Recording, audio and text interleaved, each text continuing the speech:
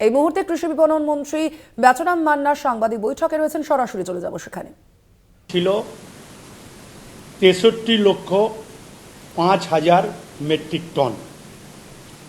এবারে 2024-এ আমাদের রাজ্যে আলু উৎপাদন হয়েছে 58,08,400 মেট্রিক টন।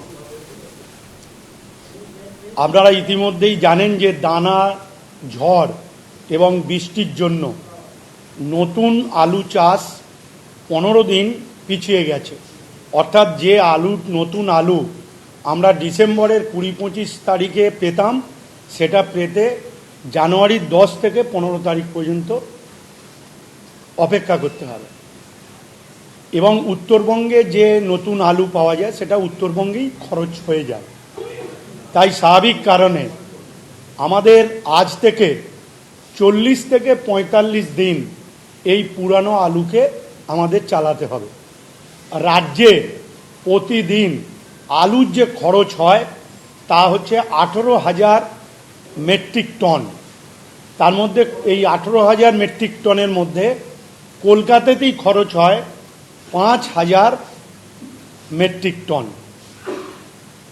বর্তমান ডিসেম্বর মাসে যেহেতু নতুন সবজি ওঠে তাই আলুটা একটু কম খায়, সেজন্য ডিসেম্বর এবং জানুয়ারির কয়েকটা দিন আমাদের গড় হিসাব হচ্ছে 15,000 মেট্রিক টন প্রতিদিন খরচ হয়।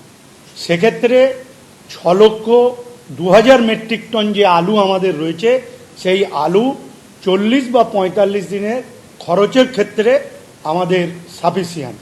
সেক্ষেত্রে আমাদের বাইরে আলু যাওয়ার কোনো প্রশ্ন নেই। কিন্তু কিছু অসাধু ব্যবসায়ী যারা, আপনারা জেনে রাখুন, রাজ্যের আলুকে বাইরে নিয়ে গিয়ে একটা সংকট তৈরি করে কৃত্রিম দাম বাড়াবার চেষ্টা করছে। তার কারণ ব্যবসায়ীরা ইতিমধ্যেই কৃষকের থেকে 650 থেকে 750, 650 হচ্ছে নিম্ন এবং 750 টাকা 50 কেজি প্যাকেট আলু ক্রয় করেছে। সেখানে ব্যবসাদাররা কৃষকের থেকে এই আলু এই রেটে কিনে তারা বিক্রি করেছে 1,000 থেকে 1,070-80 টাকা পর্যন্ত। অর্থাৎ গড়ে 50 কেজি আলুর প্যাকেটে প্রতি প্যাকেটে 300 টাকা করে লাভ করেছে। কিছু অসাধু ব্যবসায়ী এর অতিরিক্ত লাভ করতে চাইছে। এই অতিরিক্ত লাভ করার জন্য এখন যেহেতু কৃষকের কাছে বা খুচরো ব্যবসায়ী আড়তদারদের কাছে আলু নেই, সম্পূর্ণ আলু চলে গেছে কিছু স্টোর মালিক এবং কিছু ব্যবসায়ী, যারা 20,000 থেকে 1,20,000 প্যাকেট পর্যন্ত গচ্ছিত রেখেছে আলু। আমরা তার তালিকা পেয়েছি, সেগুলো অনুসন্ধান চলছে এবং এই বেআইনি যে মজুত করেছে তার জন্য সরকার কড়া পদক্ষেপ নিতে চলেছে। এবং এটুকু জেনে রাখবেন যে এই অসাধু ব্যবসায়ীদাররা, এই সীমিত সংখ্যক 40 জন, এ রাজ্যের মানুষের কথা না ভেবে তারা আলু বাইরে নিয়ে যাওয়ার চেষ্টা করছে। এবং এটুকু জেনে রাখবেন যে গত নভেম্বর মাসের প্রথম সপ্তাহে কেন্দ্রের বিজেপি সরকারের সহযোগিতায় তারা বাংলাদেশে আলু পাঠিয়েছে। মালদার মেহেদিপুর চেকপোস্ট এবং দক্ষিণ দিনাজপুরের হিলি এবং কুচবিহারের চাংড়াবান্ধা দিয়ে ব্যাপক আলু পাস করিয়ে দিয়েছে। এ পর্যন্ত আমাদের যা হিসাব, তাতে 3রা সেপ্টেম্বর থেকে 2রা ডিসেম্বর পর্যন্ত এ রাজ্য থেকে 8,43,294 লক্ষ মেট্রিক টন আলু বাইরে গেছে। 8,43,294 লক্ষ মেট্রিক টন আলু বাইরে গেছে। এবং আমাদের মুখ্যমন্ত্রী বলেছেন যে আমাদের যদি রাজ্যের প্রয়োজনের পর যদি উদ্বুদ্ধ থাকে তাহলে আমরা অন্য জায়গায় পাঠাতে পারি এবং যদি আরও উদ্বৃত্ত থাকে তাহলে আমরা স্কুলের মিড ডে মিল বা ICDS সেন্টারগুলোর ছেলে মেয়েদের জন্য আমরা আলু কিনতে পারি। সে কথা না বিবেচনা করে একদিকে প্রগতিশীল আলু ব্যবসায়ী সমিতি 40 জন হিমঘর এবং বড় ব্যবসায়ী তারা এইভাবে মজুদ রেখে সরকারকে বিপাকে ফেলতে চাইছে এবং কর্মবিরতি করছে। এই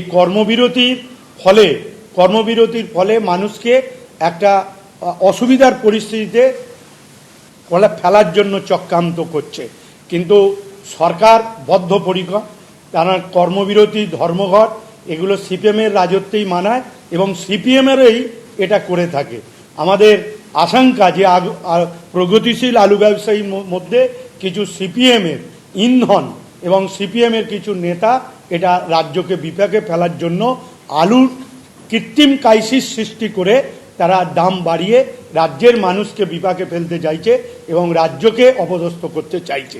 আবার আর একদিকে বিজেপি তারা রাজ্য সরকারকে অন্ধকারে রেখে তারা বাংলাদেশে আলু সাপ্লাই করে এ রাজ্যকে একটা বিপাকে ফেলতে চাইছে সাধারণ মানুষকে।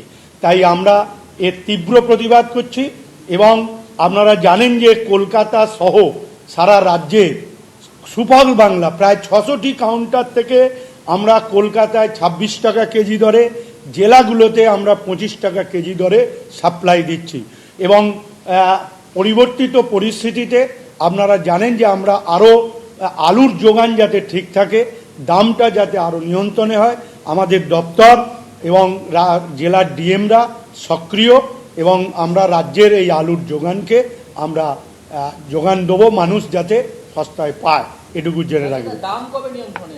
দাম আমরা চেষ্টা করছি আগামী 2-1 দিনের মধ্যেই দামকে নিয়ন্ত্রণ করার চেষ্টা আমরা করছি।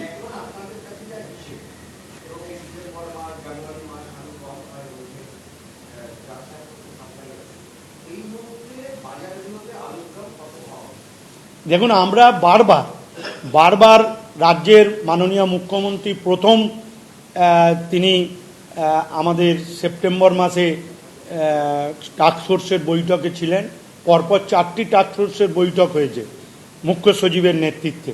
সেখানে বারেবারেই প্রগতিশীল আলু ব্যবসায়ী সমিতির লোকেরা বলেছিলেন যে আড়তদার থেকে 26 টাকা কেজি দরে পাইকারি বিক্রি করবে, যেটা কলকাতার বাজারে 30 টাকা হবে এবং জেলাগুলোতে 28 থেকে 29 টাকা থাকবে। কিন্তু সেই প্রতিশ্রুতি তারা পালন করতে পারেনি। এমনকি আমরা বলেছিলাম যে 26 টাকা ওখানে কিনছে, সেই রসিদ বা চালান আপনারা দেখান, আমরা সেই চালান নিয়ে কলকাতায় খুচরো ব্যবসাদারদের আমরা বলবো যে কেন এত টাকা বিক্রি করছেন, আপনারা তো এই দরে কিনে এনেছেন।